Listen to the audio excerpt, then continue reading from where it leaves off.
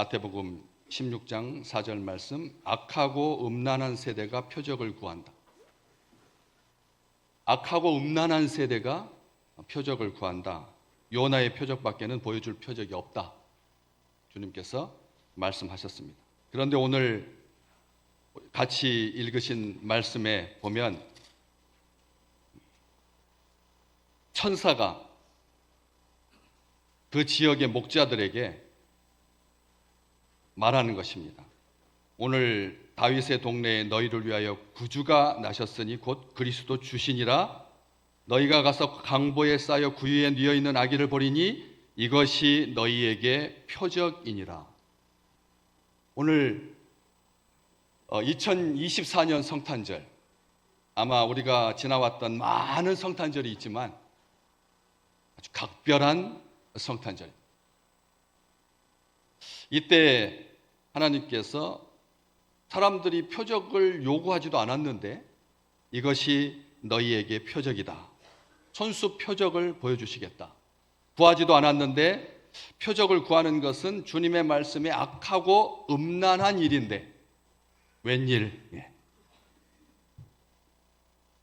남유다의 히스기야 임금이 병들어 죽게 될 것이다라고 하는 이사야 선지자의 말을 들었을 때 통곡하면서 하나님께 기도합니다. 그러자 하나님께서 그의 기도를 들으시고 표적, 징조를 주십니다. 이사야서 38장 8절, 봐라, 너희 아버지 아하스의 해시계에 나아갔던 해 그림자를 뒤로 10도를 물러가게 하리라. 아수르의 수도에 가가지고 해시계가 너무나 아름답고 탐나서 똑같이 모방에다가 예루살렘에 해시계를 설치했는데 그 히스기야 아버지 아하스의 해시계가 10도를 어떻게 한다고요? 뒤로 물러가게 한다. 여기서 우리는 많은 생각을 해봅니다. 해시계의 그림자가 뒤로 물리려고 한다면 지구를 거꾸로 돌려야 되거든요. 지구를 거꾸로 돌려야 되거든요.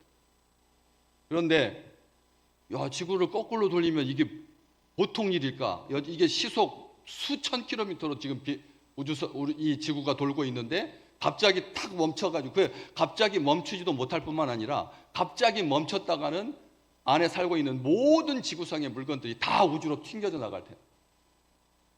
그런데 그걸 다시 뒤로 10도를 360도 중에서 10도를 뒤로 물린다. 그것은 과학적으로 절대 불가능하다. 절대 있을 수 없는 일. 말도 안 되는 일이다. 그런데 하나님께서 그 표적, 징조를 보여주시겠다라고 하나님께서 하신 겁니다. 히스기야가 나 살려달라고 하나님께 표징을, 징조를 보여주십시오 하지 않았습니다. 그냥 하나님 살려주십시오. 제가 평균 나이보다는 많이 살지만 45살에 죽었어야 되겠습니까?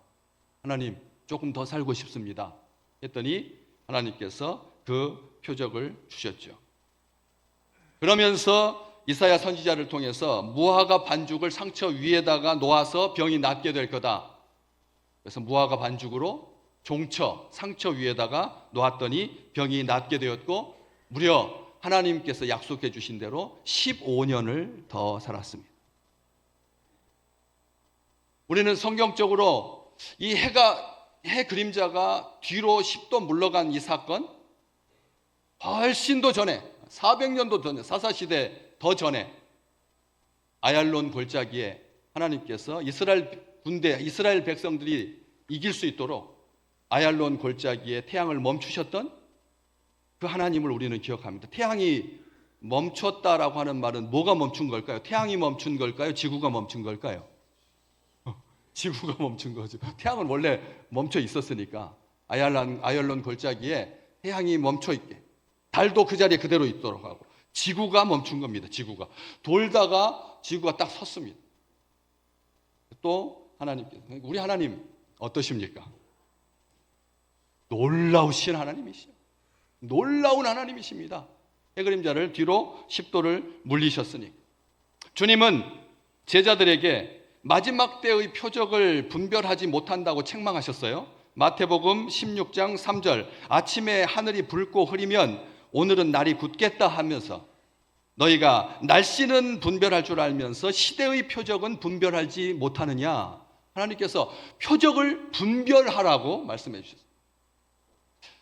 히스기야 임금에게는 원하지도 않았는데 표적을 주셨고, 그리고 제자들에게는 우리 주님께서 표적을 분별할 수 있는 영적인 분별력을 가지고 있어야 된다. 아침에 하늘이 빨가면, 붉고 흐리면 오늘 날이 굳겠다 다 알지 않느냐? 그러면서 너희가 날씨는 분별할 줄 알면서 시대의 표적, 마지막 때의 징조는 헤아리지 못하느냐 하고 책망하신 거죠. 마태복음 24장 24절, 거짓 그리스도들과 거짓 선지자들이 일어나서 뭐 할 거라고요? 큰 표적과 기사를 보여서 할 수만 있으면 어떤 자들을, 오늘 이렇게 예배 잘 드리러 온 택한 자들도 할 수만 있으면 미혹하려고 큰 표적을 보인다는 거예요. 거짓 선지자들. 그렇기 때문에 우리가 표적을 분별할 수 있는 영적인 안목이 필요합니다. 그런데 우리 주님께서 그런 시대의 조류를 읽을 수 있는 그런 영적인 안목뿐만 아니라 우리에게, 우리 주님께서 승천하시면서 놀라운 표적 5가지를 너희를 따라갈 거다. 표적이 너희를 따를 거다. 표적이 따라온다. 표적을 분별하고 표적을 주시고 표적이 따라온다. 표적이 따라온다라고 말씀하셨습니다. 마가복음 16장 17절에서 18절, 믿는 자들에게는 이런 표적이 따를 거다. 곧 그들이 내 이름으로 귀신을 쫓아내며 새 방언을 말하며 뱀을 집어 올리며 무슨 독을 마실지라도 해를 받지 아니하며 병든 사람에게 손을 얹은 즉 나으리라. 아멘. 믿는 자에게 이런 표적이 따라온다고 했습니다. 이런 표적을 구해서 얻는 것이 아니라 지가 알고 믿는 자들에게 표적이 따라 붙는다는 겁니다. 한 해 동안 지나오면서 우리에게서 표적이 나타나셨습니까? 표적이 따라왔습니까? 어떤 표적을 보이실 수 있겠습니까? 아무것도 없으십니까? 믿는 자의 표적이 나타나지 않았습니까? 오늘 이 말씀 기억하셔야죠. 반면에 히스기야의 아버지였던 아하스 임금에게 하나님께서 표적을 주시겠다고 합니다. 그 악한 왕이었거든요. 아수르에 기댄 왕, 악한 왕이었던 히스기야의 아버지한테 표적 주시겠다고 하니까 아하스 임금은 단박에 거절합니다. 이사야서 7장 12절, 아하스가 이르되 나는 구하지 아니하겠나이다. 표적을 구하지 않겠습니다. 징조를 구하지 않겠습니다. 나는 여호와를 시험하지 않겠습니다. 이렇게 말했습니다. 히스기야보다 훨씬 더 믿음이 있어 보입니다. 히스기야는 표적을 구하는 것이 아니라 낫기만을 기도했는데 아버지는 표적을 구하라고 하니까 괜찮습니다. 저 하나님 표적 안 구해도 좋습니다. 저는 여호와를 시험하지 않겠습니다. 표적을 구하는 게 뭐 하는 거라고요?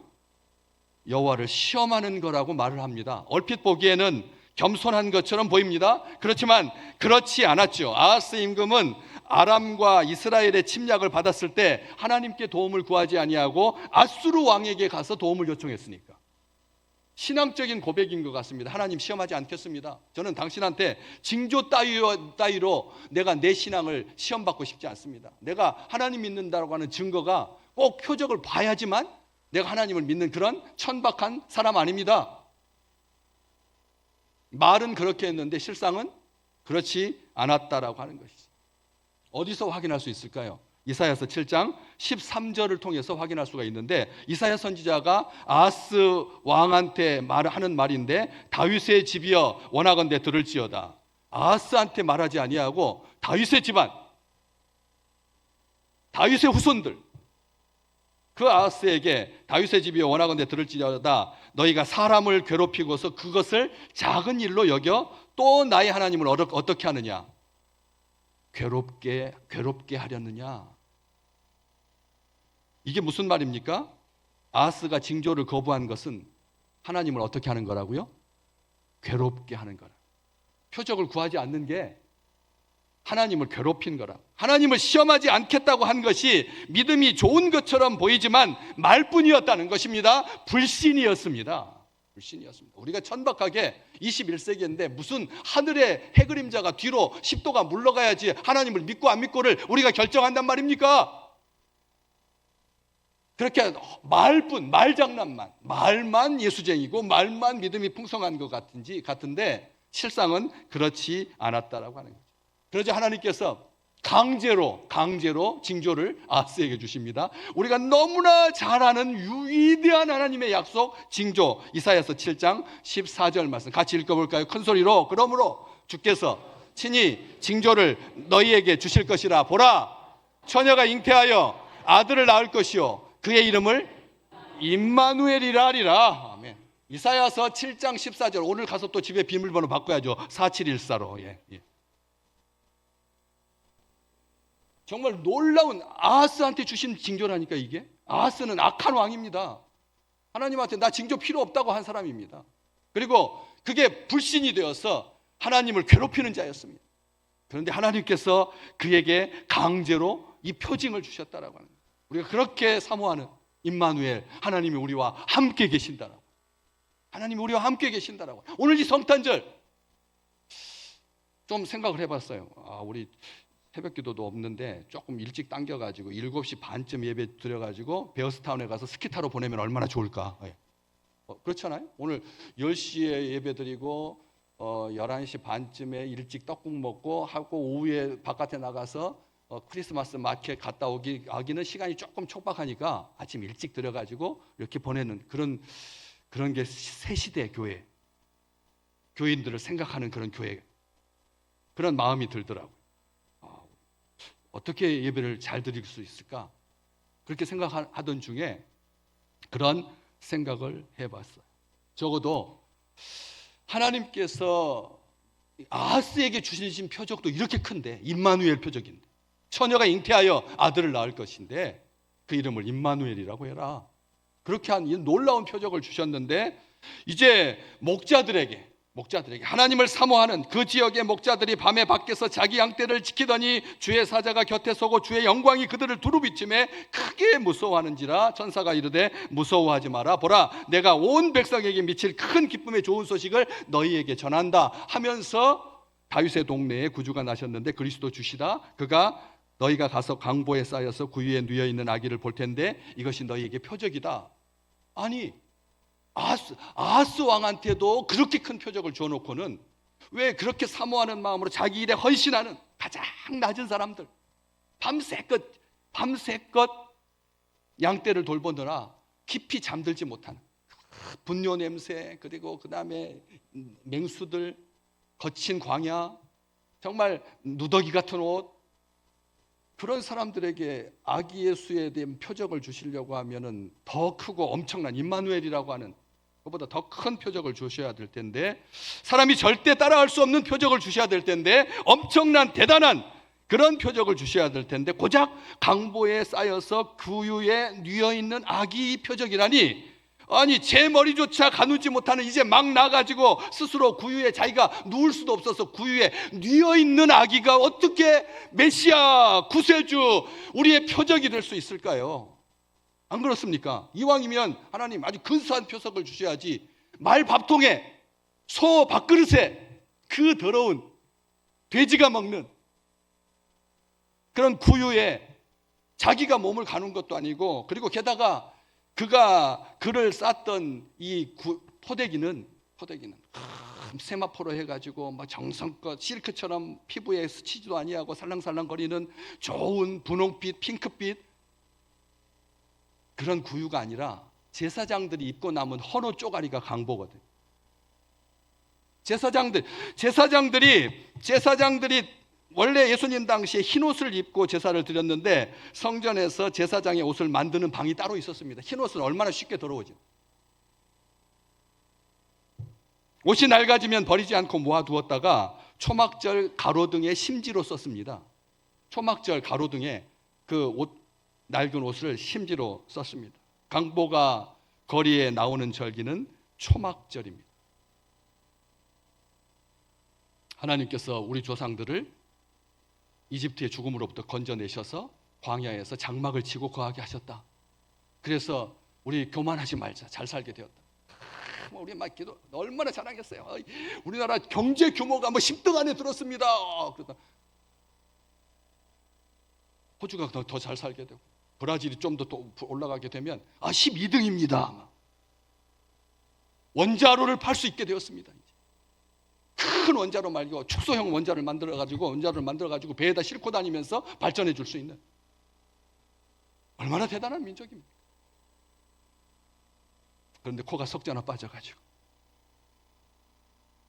대통령이 한 나라를 스톱시킬 수 있다라고 하는 이 무서운 현실을 우리에게 보여주고, 점쟁이가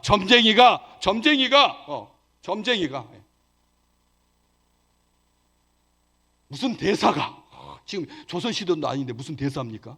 무슨 법사가 말을 해가지고 이 땅을 교란하고, 내수는 다 죽고 환율은 1500대를 넘어가고 있고, 이럴 때 이 초막, 우리의 조상들이 어떻게 신앙생활을 했는지, 오늘 1, 2부 합쳐져 가지고 떡국 먹으러 갈 때 막 한꺼번에 몰리지 마십시오. 7학년부터 먼저 가서 식사하시고, 그 다음에 5학년 때 이상, 그 다음에 3학년 때 이상, 이렇게 차근차근 천천히 어른들 먼저 내려가시도록 오늘 그렇게 할 겁니다.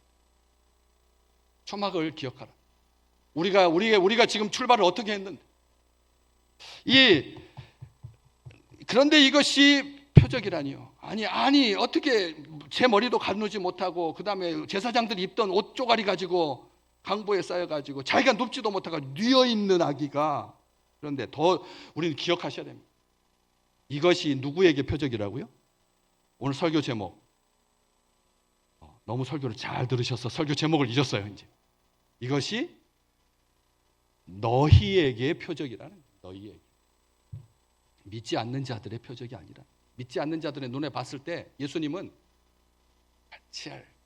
가치를 둘 만한 그런 존재가 아니었어요. 세상 사람들이, 예수 믿는 사람들, 예수 우습게 여기죠. 니네들이나 잘 믿어라. 지네들끼리 저렇게 치고 받고 싸우면서 뭐 사회가 어떻고 뭐, 입이 만 개라도 너희들은 할 말이 없다. 겉만 보는 사람들은 실체를 볼 수 없게 하시겠다. 우리 하나님께서 지금 말씀하시는, 이것이 너희에게 표적이다라고 하는 말은 참 믿음을 가진 사람만 이 표적을 볼 수가 있다. 하나님께서 참 믿음의 사람들만 구원하시겠다라고 하는 강력한 의지입니다. 겉모습만 보고 판단하는 자들은 결코 구원하지 않으시겠다라고 하는 무서운 심판입니다. 이것이 너희에게 표적이다라고 하는 말. 천사가 요셉한테도 똑같이 이런 말을 했어요. 요셉한테도 너 아내 데려오기 두려워하지 마라 하면서 했던 마태복음 1장 21절에 아들을 낳으리니 이름을 예수라고 해라. 이는 그가 누구를, 빨간색으로 제가 써놨어요. 빨간색으로 자기 백성만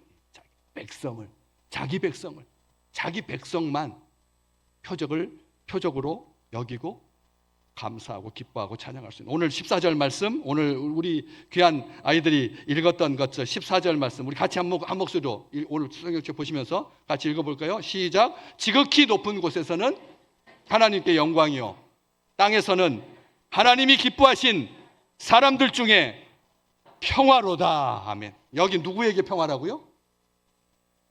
하나님이 기뻐하신 사람들, 기뻐하실 사람 아니에요.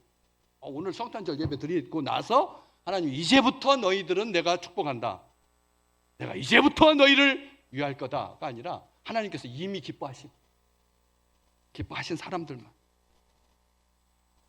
하나님께서 그렇게 표적이다. 누가 강보에 쌓여서 구유에 뉘어있는 아기를 표적이라고 하겠습니까? 자기 백성, 하나님의 백성, 오직 예수 그리스도를 믿는 사람에게만 강보에 쌓여서 구유에 뉘어있는 아기가 표적인 줄로 믿습니다. 할렐루야. 강보에 쌓여서 구유에 뉘어있는 아기가 지극히 높으신 하나님의 아들, 메시아, 구세주, 구원자, 우리 주님이다. 바리새인들은 예수님께 표적을 구했습니다. 얼마나 놀랐습니까? 표적 구하는 사람 많지 않습니다. 아하스 왕도 표적을 거절했는데, 히스기야 임금도 표적 구하지 않았습니다. 그냥 기도했지. 아프다고 하나님 살려달라고 외쳤지. 그런데 바리새인들은 예수님께 표적을 구했습니다. 문제될 게 없습니다. 예수가 메시아라고 하는 증거를 원한 거니까. 무슨 문제란 말입니까? 예수님이 메시아이심을 보여달라는 건데 보여주면은 어떻게 될까요? 믿을 줄 알았거든. 보면 믿을 줄 알았거든. 표적을 보면 믿을 줄 알았습니다. 그래서 예수님께서 그들 앞에서 많은 이적과 기사를 행하셨죠. 오병이어의 기적을 베풀어 주셨습니다. 보리떡 5개와 물고기 2마리 가지고 5,000명이 먹고 12광주리에 남았으니까 하나님만이 하실 수 있는 기적이잖아요. 메시아만이 베풀 수 있는 기적이잖아요. 물 위를 걸으셨습니다. 여러분 어떻게 물 위를 걷습니까? 도마뱀이나 걷지. 소금쟁이나 물 위를 걷지.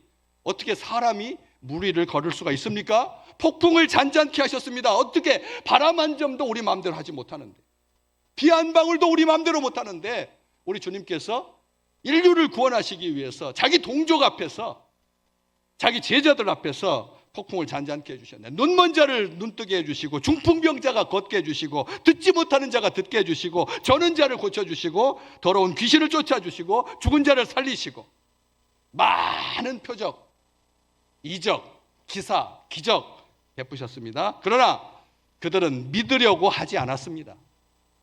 말만 표적을 원했지 믿으려고 하지 않았어요. 계속 더 표적, 더 큰 표적, 더 큰 표적. 표적은 그렇다고. 표적은 그렇다고. 제가 언젠가 한 10년 전에 설교를 했던 기억나요?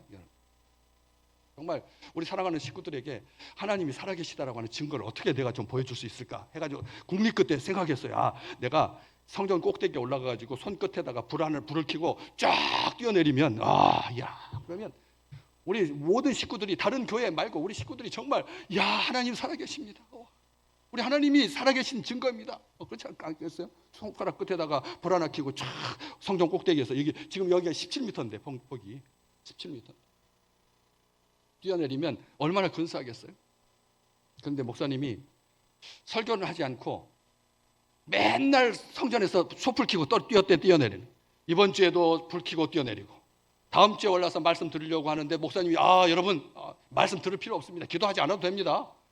이 표적을 보십시오. 하나님께서 살아계신 하면서 또 촛불 켜고 쫙 또 뛰어내리고, 한 달이 가도 또 촛불 켜고 뛰어내리고, 2달이 가도 촛불 켜고 내리면 여러분 어떻게 생각하세요? 이상하다 하지 않겠어요? 그러면 3개월쯤 되었을 때 손가락 2개에다 이제 불을 켜고, 이제 2개에다 이렇게 켜고 쫙 뛰어내리고, 그러면 또 신기하네. 하나였는데 2개가 됐으니까. 또 3개월쯤 지난 다음에 어떻게 해야 되죠? 10손가락에다 다 켜고 뛰어내려도 아무도 신경 쓰지 않아요. 표적에 중독되면 그건 믿음이 좋아지는 게 아닙니다. 표적에 중독되면 사람 망치는 거예요. 바리새인들이 그랬습니다. 그래서 주님께서 악하고 음란한 세대가 표적을 구한다. 똑같은 본문인데 누가복음 11장 29절에서부터 32절, 이 세대는 악한 세대라 표적을 구하되 요나의 표적밖에는 보일 표적이 없다. 요나가 니느웨 사람들에게 표적이 된 것처럼 인자도 이 세대에 그러하리라. 심판 때에 그 남방의 여왕이 솔로몬에게 와서 일어났던데, 그 남방의 여왕이 일어나서 이 세대 사람을 정죄할 거다. 이는 그가 솔로몬의 지혜로운 말을 들으려고 땅끝에서 왔기 때문 아니냐. 솔로몬보다 더 큰 이가 여기 있다. 나다. 심판 때에 니느웨 사람들이, 요나가 복음을 전했을 때 돌이켰던 그 니느웨 사람들, 완악한 사람들, 잔인한 사람들, 그 사람들이 이 세대 사람들을 정죄할 거다. 이는 그들이 요나의 전도를 듣고 뭐 했기 때문에? 회개했기 때문이다. 요나보다 더 큰 이가 여기 있느니라. 주님께서 말씀하셨습니다. 내가 진짜 표적이다. 참 표적이다. 강보에 쌓여서 구유에 누워있는 아기는 표적이, 세상 사람들한테는 표적일 수 없습니다. 표적이어서도 안 됩니다. 그런데 우리 주님께서 강보에 쌓여서 어디에 누웠다고요? 구유에 누워있어 영적인 갈증과 굶주림으로, 겉으로는 영양 과잉 상태인데 이 민족이 어느 지역은 비만율이 48%라고. 도대체 비만율이 48%라고.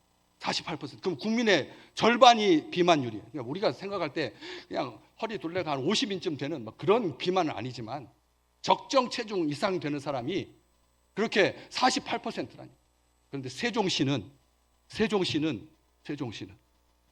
정말 지성을 갖추고 있고 나라의 수도라고 여겨지는 자기 관리를 잘하는 사람들은 10%도 넘지 않는다. 가난한 쪽 사람들이 비만율이 그렇게 높다.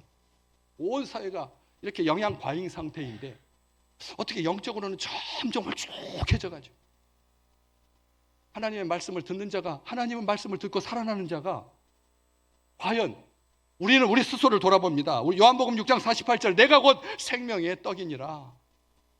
요한복음 6장 51절 나는 하늘에서 내려온 살아있는 떡이니 사람이 이 떡을 먹으면 영생하리라. 내가 줄 떡은 곧 세상의 생명을 위한 내 살이니라.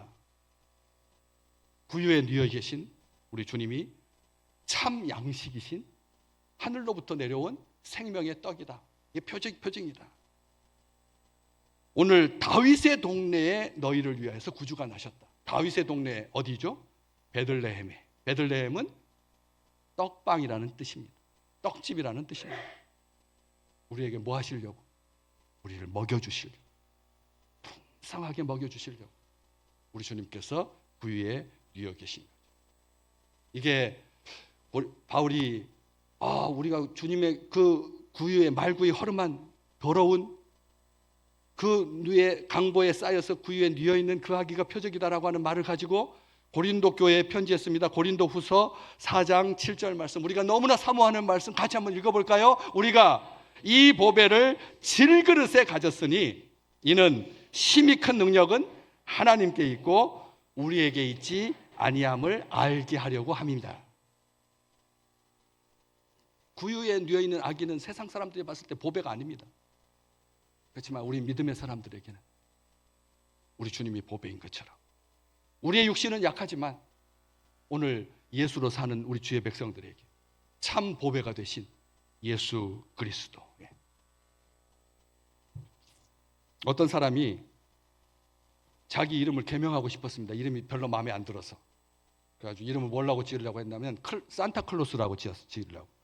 그래가지고 법원에다가 자기 이름 바꾸겠다고 산타클로스로 개명하겠다고 신청했습니다. 그런데 법원이 그 요청을 거절했습니다. 아니 왜 산타클로스 이름이 사탄의 자식도 아니고 나쁜 이름도 아닌데 정말 아이들에게 희망을 주는 이름인데 좋은 이름인데 선한 이름인데 아름다운 이름인데 왜 산타클로스라고 하는 이름을 법원에서 거절했을까요? 이유는 하나입니다. 그가 죽으면 많은 사람이 실망할 것이기 때문에. 놀랍죠? 그가 죽으면 많은 사람들이 실망할까 봐 산타클로스라고 하는 이름으로 지어서는 안 된다라고 하는 말. 우리가 우리의 가치가 어떤 존재 가치를 가지고 계십니까? 예수님은 우리의 가치를 바꿔주시려고 이 땅에 오셨습니다. 우리는 질그릇 같지만 보배이신 예수 그리스도를 우리가 품고 있기 때문에 우리 주님은 말씀하셨습니다. 너희가 성전이다. 너희가 성전이다. 이것이 임마누엘, 우리와 영원히 함께 하시는 하나님의 특별한 은총인 줄로 믿습니다. 오늘 가족들과 함께, 친구들과 함께 행복한 귀한 시간 되시기를 주님의 이름으로 축복합니다.